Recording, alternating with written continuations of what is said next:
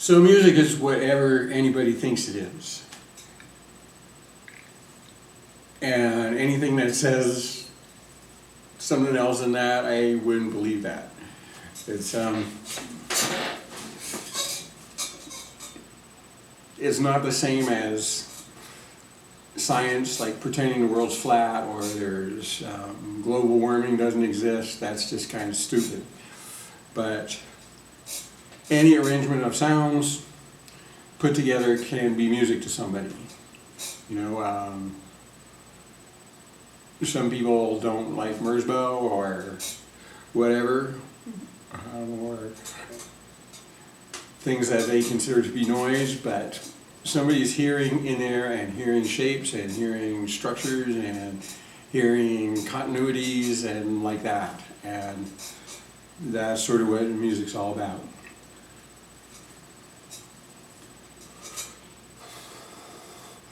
And I think it behooves us just generally to open our minds about that as much as we can. We're still going to like what we like, and that's cool. You know, I may not always like Merzbow myself, but I admire and respect him. It's we can learn from these other disciplines that would like to exclude this or that from them.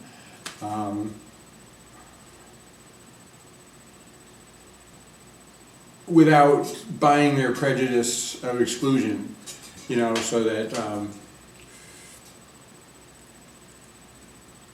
you can use every innovation and all the enormous amount of thought that's gone into European musical theory, you know, over hundreds of years, and a lot of really smart people have worked on it, and we can learn anything we want from that. We don't have to accept their idea that there's only these 12 notes and only these sets of relationships are meaningful. We can do whatever we want with them, and the same with, you know, the same with noise music or what have you. You can say, well, see, I get really sick of these algorithmic pitch shifts. That's a hard one to say. Sheet slitters, slit sheets. You don't have to like that. You don't have to like buy into the whole package of any of these things.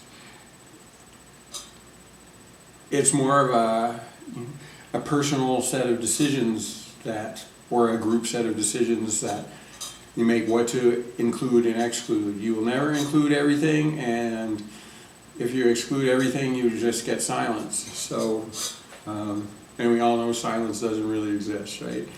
So, you know, we're always making choices about that. I think a lot of musicians have hamstrung themselves because they resist learning anything about conventional theory music because, man, I just make noise, man, you know, fuck that, you know. And I think that's a sort of limited, self-limiting idea, and I don't think it really helps. It doesn't mean they have to, you know, write Baroque counterpoint or whatever, but those were other musicians who made really good music sometimes, you know. Sometimes they just turned out piles of self-similar, boring stuff, you know. To me, that's my aesthetics, right?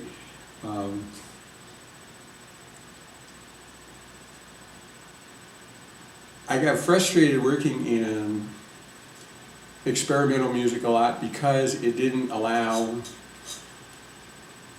a whole lot of things that exist in traditional music, which I think are really valuable. I personally like, you know, sadness and stuff like that in music. I kind of like ditties, you know, little groups of little group phrases that kind of sing to you somehow or another.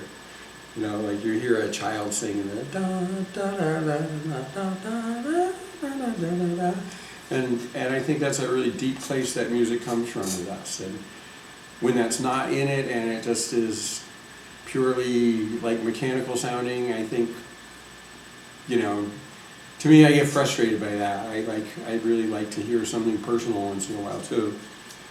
I don't think that we have to demolish or devalue our own personalities to make music that's interesting and new. You know, it may not be interesting to everybody, but nothing is. You know, there's nothing in the world that's interesting to everybody, and there's, you know, so that's not really a good guideline for all that. And I got very frustrated with, like, you know, I don't want to play with complacent, do everything by the rules people, because I'm not like that. But on the other hand, I like songiness, and I like those kind of humilities and simplicities. When everything is just purely mechanical, like it bores me the same way if everything's just pristine, clean all the time.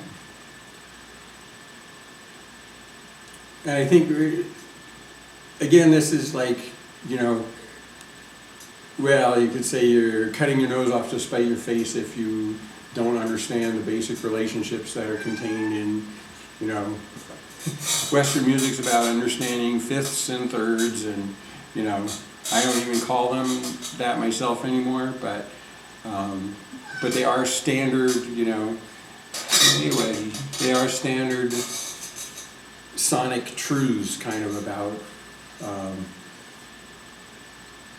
the most basic tonal relationships, which would be octaves and fifths and fourths by inverse. These are really basic, and the European system continued to develop that, even more so just intonation. Learn from them whether you want to do that or not, you know. Learn from Bach whether you like it or not. You know, I don't happen to like Bach very much. I get really tired of music that always ends up going dun dun dun dun dun dun dun. You know, I get really tired of that. You know, I get tired of Beethoven because it goes dun dun dun dun dun dun dun dun dun. You know, and I get tired of those things. But there's things to learn from those too. Doesn't mean I have to be a complete expert on them, but I do have to understand what they're doing.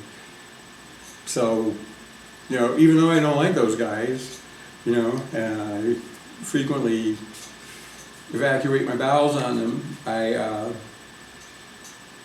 when they come up and I hear them and I hear something that strikes me, I think, oh, how do you do that? How'd they do that? What's going on there? You know, Mozart, I loathe Mozart. I can't stand it. It's just the most trivial stuff in the world, right? And but watching Robert Bresson, it's the movie about the prisoner escaping. I can't remember what it's called. A Man Escapes, maybe. But oh, there's beautiful Mozart in there, you know. And if I were willing to be like doctrinaire about my rejection of classical music values, I wouldn't really be able to accept that. But say I saw that, you know, and I mean this happened. Can't remember the name of the Mozart piece either, but I think they're going across a roof or something, and it's really effective. And so why not have an understanding of what's going on in there? You know, boy, this group of chords works nicely, or this field of pitches like really hits this thing on the head. And I think as a movement of experimentalism in music, which I thoroughly approve of, and yay for us, you know, all that, I think we really limit our effectiveness and limit the kinds of things we can express if all we're expressing is, well, we're not doing that. You know, I think we need to open up to wide ranges of expressiveness and learn as much as we can from anybody who has something to teach us.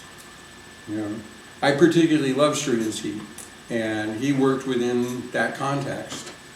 You know, everything, every bit of music he made could be written down on staff paper, and it doesn't very often. I don't like Puccinella. I don't like the things that go dun dun dun dun dun dun.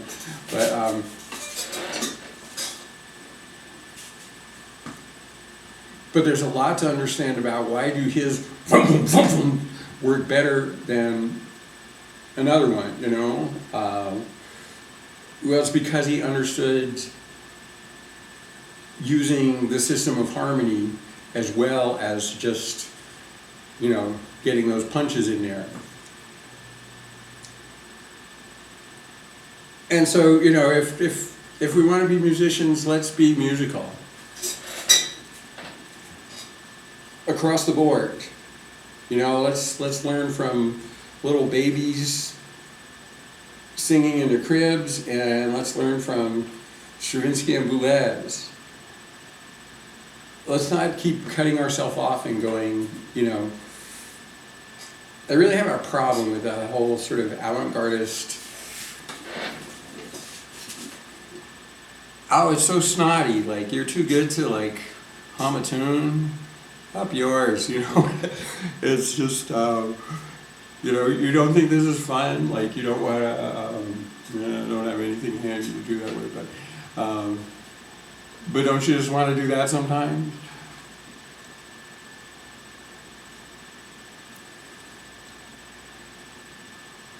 For me, that's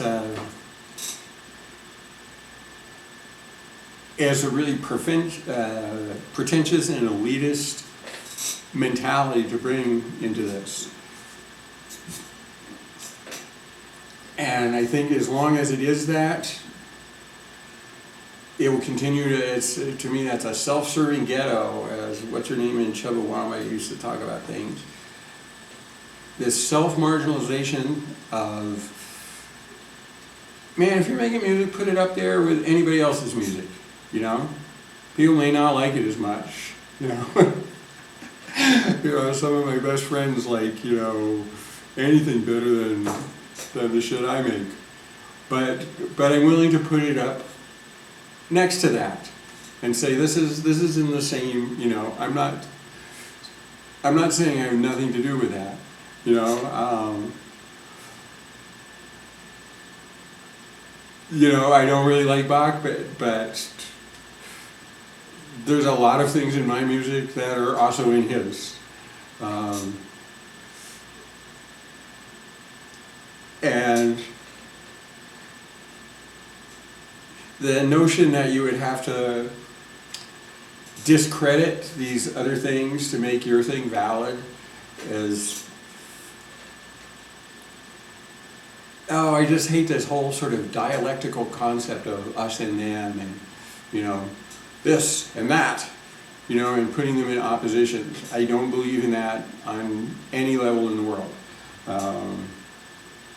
I don't think it's true in physics, and I don't think it's true in, you know, every time they try to simplify physics into something that just works on these neat, organized things, something else comes along. You know, you get a strange quark or a charmed quark or something. There's, you know, it doesn't ever break down to this, you know, 0 1 0 1 0 1 0 1 0 1 1 1 0 0 0 kind of. It doesn't really ever get to that. No matter how much you try to do that, something's going to throw you off after a way. So, you know, there's always another prime number, right? You know, there's always something that can't be factored from what you already have. There's always something original that comes along. And so setting yourself up as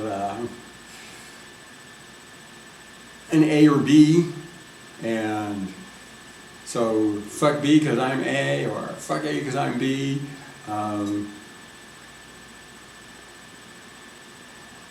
that's a really good reason for why our stuff isn't better.